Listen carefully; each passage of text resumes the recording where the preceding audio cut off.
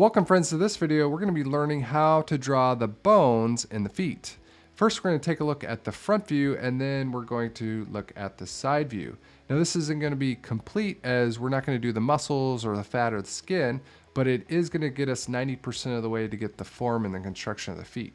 So let's go ahead and get started at the front view.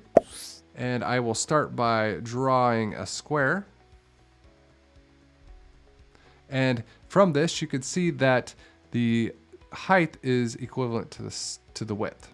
In order to calculate that, you can do a couple things. You can take the width of your palm, or sometimes including your thumb, depending on the person, or from the bottom of your nose to the bottom of your chin, and that may include the ring of your nose, again, depending on the person. So I'm going to reference that here, so palm or nose to chin. And now that we have the dimensions, let's go ahead and do a couple guidelines. So I'm going to draw a line from about a third of the way in to close to a third of the way down on each side. And this will be the top of the ankle to the top of the phalanges. And then we're going to draw one about a third of the way down to nearly half the way down. And this will be the top of the metatarsals.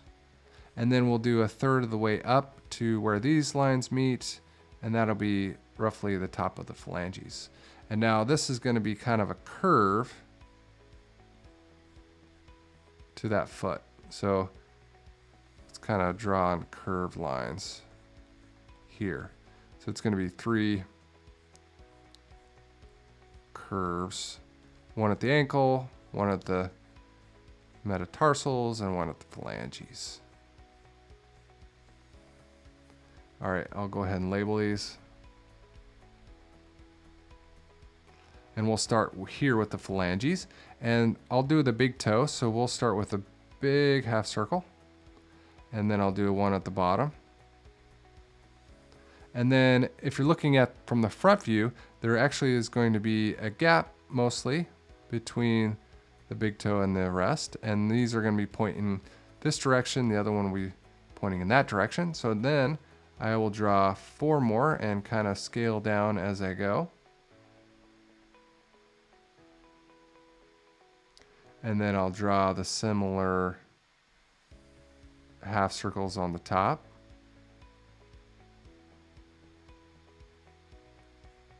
And then here is our metatarsals. And we can represent those by some sketch lines here. All right, now let's go ahead and do the ankle and then tarsals. So this is the tarsals. And the ankle is going to have the connection of the tibia, which is kind of like a wrench. So I'll do a half circle here and then curve up there. And then at the top of the ankle is the rest of the tibia. And then the other side is the fibula. And then if you imagine this line coming down here, it's going to come down a little bit further. So let's grab that other side of the ankle.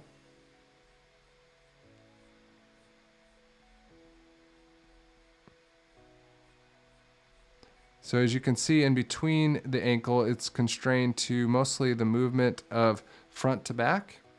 And then the tarsals is responsible for movement from inversion and eversion, from side to side.